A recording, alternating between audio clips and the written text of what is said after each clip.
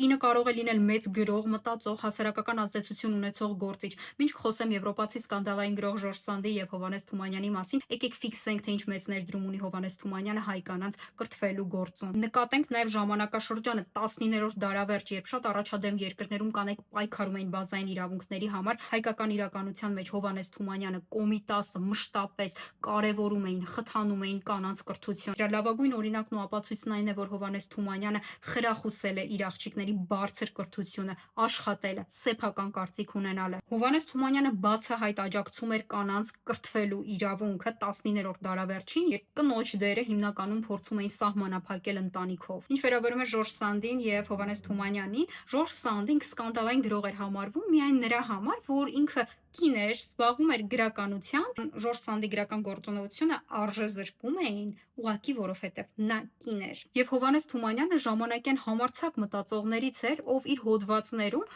աջակցել էր Ժորժ Սանդին եւ գնահատել նրա գրական գործունեությունը։ Ինչ շատերը կարող են հակափաստարկ բերել, որ կանայք այս կամ այն ոլորտում չկան, եկեք ֆիքսենք, որ կնոջ գրական գործունեությունը կարող էին արժեզրկել ուղղակի որովհետև նա հագնում էր տաբատ։ Հովհաննես Թումանյանը միայն գրական հանճար չէ, նա մարդ էր, ով մտածում էր իր ժամանակաշրջանից առաջ եւ նրա համար կարեւոր էր ոչ թե սեռը, այլ մարդու արժեքը, ու դրա լավագույն օրինակը նրա հոդվածներն են։